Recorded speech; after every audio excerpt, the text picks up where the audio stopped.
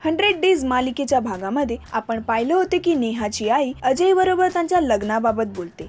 आता या भागामध्ये नेहाची आई नेहाला सांगते, जोपर्यंत अजयचं उत्तर येत नाही तोपर्यंत तुम्ही एकमेकांना भेटायचं नाही। अजयचे सर अजयला केसचा शोध कुठपर्यंत आला असं प्रश्न करतात, तेव्हा निमाणे तिथे येतात। गायब होण्याच्या 4 दिवसा अगोदर धनंजयचं पटवर्धन बरोबर भांडण झालं होतं असं सांगतात आणि रिपोर्ट्स अनुसार धनंजयला विष देऊन मारण्यात आला आहे असं कळतं। तेव्हा त्याचे सर त्याला पटवर्धनांची चौकशी करायला सांगतो।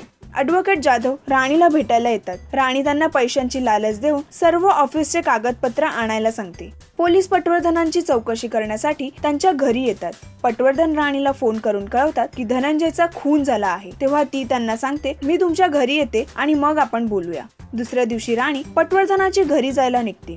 गायत्री पटवर्धनांच्या घरी येते तेव्हा ते तिला म्हणतात की राणीच्या काही गोष्टी मला खटकतायत। तेव्हा ती त्यांना प्रश्न करते की तुमचाही संशय राणीवर आहे का? आता पुढे काय होणार हे जाणून घेण्यासाठी पाहत रहा मराठी कट्टा। मराठी सिनेसृष्टीच्या ताज्या अपडेट्स व गॉसिपसाठी आमच्या चॅनलला सबस्क्राईब करायला विसरू नका।